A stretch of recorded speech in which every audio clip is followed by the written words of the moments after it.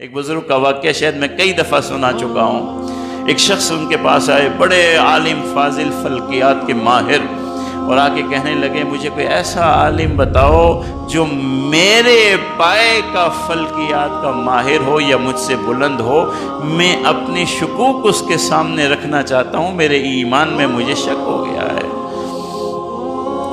وہ اللہ والے نے جو فلکیات کے خود بھی ماہر تھے، ایک بالکل سادے آدمی کا پتہ دے دیا کہ فلاں کے پاس چلے جاؤ۔ وہ حیران ہو گئے، آپ کیسی بات کرتے ہو، میں نے سوال فلکیات کا پوچھنا ہے، دین کا تھوڑی پوچھنا ہے، بالکل سادے عالم کے پاس بھیج رہے ہو جس نے قرآن و حدیث کے سوا دنیا میں کچھ دیکھا نہیں، کچھ پڑھا نہیں۔ بولا اب جاؤ تو صحیح، ایمان کی نورانیت کی بات کر رہا ہوں آپ سے۔ کہتے ہیں وہ فلکیات کے ماہر، جب میں پہنچا ان کی درسگاہ میں، ابھی میں سوچ رہا تھا، شک و پنج میں تھا کہ کیسے سوال کروں، میں ان کو اپنا سوال سمجھاؤں گا کیسے، انہیں تو فلکیات آتی نہیں ہے، جواب تو دور کی بات ہے۔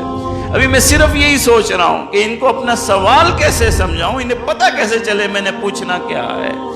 ابھی میں سوال ذہن میں ترتیب ہی دے رہا تھا، اسی ترتیب کے دوران اللہ نے مجھے جوابات دے دیے، سوال حل ہو گیا، شکوک شبہات دور ہو گئے۔ اعمال ایسی چیز ہے، اگر زندگی میں اعمال لے کے آئیں گے تو ان شکوک و شبہات سے دور ہو جائیں گے، اللہ ذہن صاف کر دے گا۔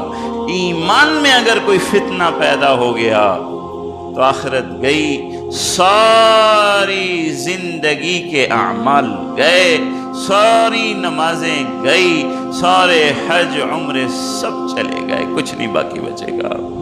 ہمارے اعمال میں وزن پیدا کرنے والی چیز ایمان ہے۔